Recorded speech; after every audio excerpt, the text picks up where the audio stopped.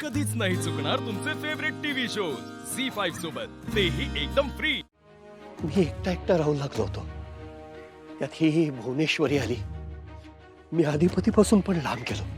माझी बायको गेल्याचं दुःख, माझा पोटचा मुलगा माझ्यापासून दुरावल्याचं दुःख मी सहन करू शकलो नाही। मी सैरभैर झालो। या एका बाईमुळे माझं अख्खं घर विस्कटलं अक्षर। त्यामुळं अधिपतीच्या मनात काय चाललंय, त्याला काय खरं वाटतंय, माझ्या विरुद्ध त्याच्या मनात काय काय भरवलं गेलंय, काय विष पेरलं गेलंय, तो कशाला खरं समजतो, त्याला कशाची कल्पना आहे कशाची नाही, मला काही माहिती नाही। हे किती भयंकर आहे, ऐकून सुद्धा माझी चिडचिड होती। हे सगळं गेली इतकी वर्ष मी सहन करतोय अक्षरा, मी भोगतोय सगळं, आणि म्हणून माझी चिडचिड, माझा संताप होतो, आणि म्हणून मी त्या बाईवरती हल्ला करतो। तिचा जीव घ्यायचा असतो मला। आणि अधिपतीला काय वाटतं, मी वाईट माणूस आहे, मला बायकांचा सन्मान करता येत नाही, मला बायकांचा मान राखता येत नाही, म्हणून मी हल्ला करतो। मी वाईट आहे। मी अधिपतीला कसं सांगू की ती बाई वाईट आहे? मी काय करू? त्या बाबा तुम्ही बसा, तुम्ही बसा।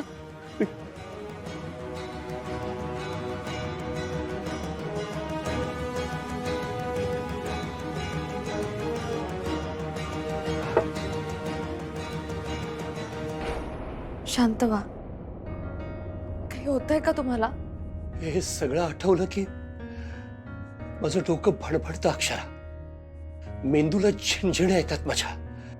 बाबा तुम्ही आता काही बोलू नका, एकदम शांत व्हा। आता आपण सगळं ठीक करू। अधिपतीचा गैरसमज दूर करणं, त्याला काही सांगणं हे माझ्या हातात नाहीये बाळा, आणि माझ्यात तेवढी ताकदही नाहीये।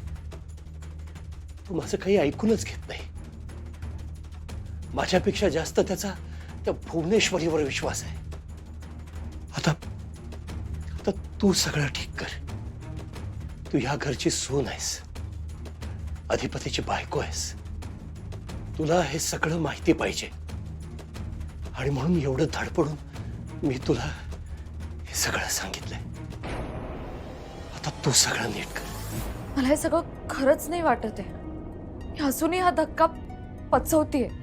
मला 20 वर्ष लागली बाळा, 20 वर्ष। खरंच असं कसं वागू शकतात त्या?